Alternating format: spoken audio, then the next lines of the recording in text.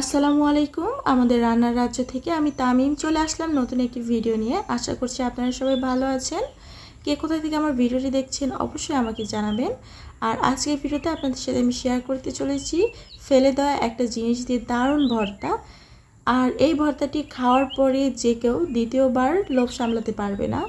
এই ভর্তাটা হচ্ছে কাঁঠালের মোচা, মানে কাঁঠালের ভিতরের যে একটা অংশ থাকে লম্বা, যেটার সাথে কাঁঠাল থাকে আর কি, এইটাই ভর্তা করে দেখাবো। এই কাঁঠালের মোচা ভর্তা যে এত পরিমাণে মজা লাগে, এইটা আপনারা যতক্ষণ না পর্যন্ত রান্না করবেন ততক্ষণ আপনারা বুঝতে পারবেন না এর আসল টেস্ট। আমি এটা ফার্স্ট টাইম ট্রাই করছি, আর এইটার টেস্ট আমি কি বলবো, মাশাআল্লাহ, আলহামদুলিল্লাহ। এতদিন এটা ফেলে দিতাম কেন, এই জন্য আমার আফসোস লাগছে। তো এই ভর্তাটা কিন্তু এর আগে আমার আপু ট্রাই করেছিল, তো বেশ কয়েক বছর আগেই। তো বলেছিল যে একবার করবে, দেখবে অনেক মজা, কিন্তু আসলে তখন করা হয় নাই। মানে মনে হয়েছে যে এটা কেমন লাগবে খেতে। তো ইউটিউবে ভিডিও দেওয়ার জন্য ট্রাই করেছিলাম, আর এতটা টেস্ট হবে আমি কল্পনাতেও ভাবতে পারিনি। তো চলুন, কাঁঠালের সিজন থাকতে থাকতেই এই ভর্তাটি কিভাবে তৈরি করেছি ভিডিও দেখে শিখে নিয়ে বাসায় ট্রাই করা যাক। প্রথমে দেখতেই পেলেন আমি কিন্তু এই কাঁঠালের ভেতরের মোচাটা কিন্তু কেটে নিয়েছি, আর অর্ধেকটা ভালো ছিল, বাকি অর্ধেক কিন্তু নষ্ট হয়ে গিয়েছিল, তো ওইগুলো ফেলে দিয়েছি। তো যে অর্ধেকটা ভালো ছিল সেখান থেকে কিন্তু কেটে কুটে এইটুকু পরিমাণে কাঁঠালের মোচা অবশিষ্ট আছে। তো এগুলাকে এবার ছোট ছোট করে কেটে নিতে হবে, আর চেষ্টা করবেন একটু মোটাভাবে ফেলে দিতে, তাহলে কিন্তু খেতে ভালো লাগবে। অবশ্যই একটু মোটা করেই ফেলবেন। তো দেখতেই পেলেন একদম অল্প একটু পরিমাণে হয়েছে। তো আমরা 2-3 জন মানুষ, এই অল্প পরিমাণে ভর্তা দিয়ে কিছুই হবে না, তাই জন্য এখানে এক মুঠ পরিমাণে কাঁঠালের বিচিও দিয়ে দিলাম কেটে। এই ভর্তাটা অবশ্যই কাঁঠালের বিচি ছাড়া করবেন, আর যদি আমার মতো অল্প হয় তাহলে কাঁঠালের বিচিও দিতে পারেন। টেস্টের তেমন একটা হেরফের হবে না, কিন্তু স্বাদ আপনারা ভুলতে পারবেন না, এরকম পরিমাণে টেস্ট হবে। তো দেখতেই পেলেন আমি কিন্তু খুব সুন্দর করে পানি দিয়ে পরিষ্কার করে নিয়েছি। এরপরে একটি কড়াইয়ের মধ্যে সামান্য একটু পরিমাণে পানি দিয়ে দিলাম, তার সাথে হলুদ আর লবণ দিয়ে এই কাঁঠালের বিচি আর কাঁঠালের মোচা সেদ্ধ করে নিব।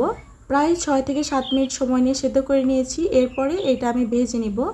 তো সামান্য একটু পরিমাণে সরিষার তেল দিয়ে ভেজে নিচ্ছি। আপনারা চাইলে কিন্তু এখানে সাদা তেল বা সয়াবিন তেলটা ব্যবহার করতে পারেন, তবে এই ভর্তার কিন্তু টেস্ট ভালো আসবে সরিষার তেলটা ব্যবহার করলে। তো সরিষার তেল দিয়ে কিন্তু এটা অনবরত নেড়েচেড়ে ভাজতে হবে। তো আপনারা খেয়াল করেছেন আমি কিন্তু একটা চাপ দিয়ে দেখিয়ে দিলাম আপনাদেরকে। তো দেখতেই পেলেন চাপ দেওয়াতে কিন্তু পানি বের হচ্ছে। মোচার এই পানিটা কিন্তু একেবারে শুকিয়ে ফেলতে হবে, এরকম করে ভাজা ভাজা করতে হবে, নাহলে কিন্তু টেস্ট ভালো আসবে না, কেমন একটা পানি পানি লাগবে খেতে। তো সুন্দর করে আমি ভেজে নিয়েছিলাম 2বার তেল অ্যাড করে। তো আমি আমার পছন্দ মতো ভেজে নিচ্ছি, একটু সময় ধরে কিন্তু কড়া করে ভেজে নিতে হবে, আর এই টেস্ট কিন্তু ভাজার উপরে নির্ভর করবে। তো আমি 2বারে এখানে তেল অ্যাড করে ভেজে নিচ্ছি, মানে একটু পরিমাণে তেল বেশি দিয়ে ভাজতে হবে। তো সুন্দর করে আমার ভাজা হয়ে গেছে, কালারটা দেখেই বুঝতে পারছেন কেমন হয়েছে। তো এই পর্যায়ে আমি নামিয়ে নিব। তো এখানে আরও একটি কড়াই দিয়ে দিলাম, আর এই কড়াইয়ে আমার আগে থেকেই তেল দেওয়াই ছিল, মানে এখানে আগে পেঁয়াজ রসুন ভেজেছিলাম অন্য একটি ভর্তা করার জন্য। তো সেই অবশিষ্ট তেলের মধ্যে এখানে আমি দিয়ে দিলাম রসুন আর পেঁয়াজ, সাথে দিয়ে দিলাম বেশ কয়েকটা শুকনা মরিচ। এই ভর্তাটা কিন্তু ঝাল ঝাল খেতে বেশি মজা লাগে, তার সাথে রসুন আর পেঁয়াজের পরিমাণটাও একটু বেশি দিতে হবে। তো সব কিছু খুব সুন্দর করে দিয়ে মিশিয়ে নিয়েছি, সাথে দিয়ে দিলাম সামান্য একটু পরিমাণে লবণ। আর এই লবণটা দেওয়ার কারণে কিন্তু সুন্দরভাবে তাড়াতাড়ি সেদ্ধ হয়ে যাবে। তো বেশ কিছুক্ষণ পরে ফিরে আসলাম, আর এর মাঝে দেখতেই পাচ্ছেন আমার কিন্তু মরিচ, পেঁয়াজ আর রসুন সুন্দর করে ভাজা হয়ে গেছে। ব্রাউন কালার করব না, তবে ব্রাউন কালারের কাছাকাছি পর্যায়ে ভাজা হবে এরকম। একদম সেদ্ধ হয়ে যেতে হবে রসুন পেঁয়াজ। সুন্দর দেখবেন এই পর্যায়ে একটা ঘ্রাণ বের হবে। তো এই পর্যায়ে আমি একটু তেলটা ঝরিয়ে নিচ্ছি, কারণ অতিরিক্ত তেল কিন্তু দেব না।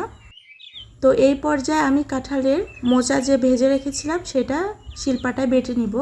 আপনারা চাইলে ব্লেন্ডার ব্যবহার করতে পারেন, তবে যে কোনো ভর্তা কিন্তু শিলপাটাতে বেটে ভর্তা করলে বেশি টেস্ট আসে। তো অবশ্যই চেষ্টা করবেন এই ভর্তাগুলা শিলপাটায় বাটতে।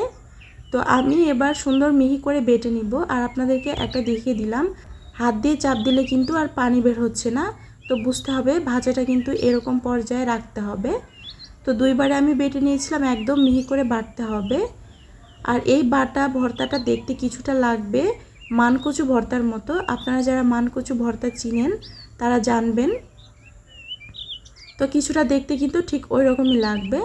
তো এই পর্যায়ে আমি বেটে নিব সরিষা। এখানে 1 চামচ পরিমাণে কালো সরিষা আমি পানির মধ্যে সুন্দর করে পরিষ্কার করে নিয়ে তারপরে বেটে নিচ্ছি।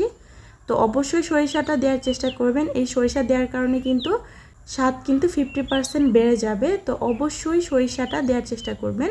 আপনারা চাইলে হলুদ সরিষাও দিতে পারেন। তো এখানে টেস্ট বেশি আসবে কালো সরিষাটা অ্যাড করলে, কারণ এইটার ঘ্রাণ কিন্তু অনেক কড়া হয়। তো আমি সরিষা কিন্তু খুব সুন্দর মিহি করে বেটে নিয়েছি। আর এই সরিষা কিন্তু 1 চামচের বেশি ব্যবহার করা যাবে না, একদম চা চামচের 1 চামচ ব্যাস, তাহলেই কিন্তু হয়ে যাবে। এরপরে আমি এখানে শুকনা মরিচ বেটে নিব। এই ভর্তাটা আগে বলেছিলাম ঝাল ঝাল হলে বেশি মজা লাগবে। তো আমি এখানে বেশ কিছু পরিমাণে শুকনা মরিচ এবার বেটে নিচ্ছি। তার সাথে আমি রসুন আর পেঁয়াজটাও বেটে নিব। তো রসুন পেঁয়াজ কিন্তু একেবারে মিহি করব না, একটু আধ ভাঙা করে নিব। আলতো হাতে রসুন আর পেঁয়াজ আমি বেটে নিচ্ছি। তো দেখতেই পেলেন আমার কিন্তু সবগুলা বাটাবাটির কাজ শেষ, একদম মিশিয়ে নিলাম। আর এই যে পেঁয়াজ রসুন আর শুকনা মরিচ ভর্তাটা দেখুন কতটা সুন্দর হয়েছে। আপনারা কিন্তু চাইলে এর সাথে লবণ মিশিয়ে এটাও কিন্তু একটা ভর্তা প্লেটার করতে পারেন। তো এইবার আমি সব কিছু মিশিয়ে নিব। তো আমি এখানে আমার স্বাদ অনুযায়ী লবণ দিয়ে দিলাম। এরপরে হাত দিয়ে সব কিছু মিশিয়ে নিলেই আমার ভর্তা রেডি। আপনারা কিন্তু চাইলে এখানে এক্সট্রাভাবে আবারও সরষের তেল দিতে পারেন, তবে আমি যে পরিমাণে তেলে এটা রান্না করেছি এক্সট্রা করে আমার তেল দেওয়ার প্রয়োজন নেই। তো এবার আমি এটা একটা প্লেটের মধ্যে নিয়ে নিচ্ছি। তো আশা করছি দেখেই বুঝতে পারছেন এই ভর্তাটার লুকটা কেমন এসেছে। আর এইটা দিয়ে গরম ভাত খেতে যে কি পরিমাণে টেস্ট লাগে, এর সাথে এক ফালি লেবুর রস হলে হয়ে যায়, আর কিচ্ছু লাগে না। তো আমি সচরাচর ভর্তা বা যে কোনো তরকারি দিয়ে ভাত মাখিয়ে খাওয়া কখনো দেখাই না।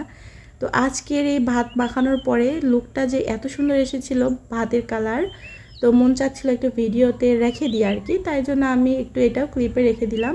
তো এক বাইট ভাত মুখে দেওয়ার পরে মনে হচ্ছিল যে আমি কি খাচ্ছি, এতদিন কেন এটা খাইলাম না, মানে এতদিন কেন এই ভর্তাটা আমি বানালাম না, মানে আমার খুবই আফসোস লাগছিল। তো অলরেডি আমি কিন্তু 3-4 বার এই মাঝেই এই ভর্তাটা করা শেষ আমার। তো এই ভর্তা দিয়ে ভাত খাওয়ার পরে আমি মানে মনে হচ্ছিল যে সব ভর্তা খেয়ে ফেলি। তো আমার বাকি সদস্যদের জন্যও চিন্তা করে রাখতে হয়েছে। তো আজকে ভিডিওটি আর বেশি বড় করছি না, আজকে ভিডিওটি এ পর্যন্তই শেষ করব। ভাত নিয়ে আমি দৌড় মেরেছি। আপনারাও আমার ভিডিওটি দেখে কেমন লাগলো কমেন্টস বক্সে দৌড় মারেন কমেন্ট করার জন্য। তো আজকের ভিডিওটি যদি ভালো লেগে থাকে তাহলে সত্যি মন থেকে আমার চ্যানেলটির পাশে থাকবেন, আমাকে একটু সাপোর্ট করবেন। তো সবাই ভালো থাকবেন, সুস্থ থাকবেন, দেখা হবে পরবর্তী আরও একটা ভিডিওতে। আল্লাহ হাফেজ।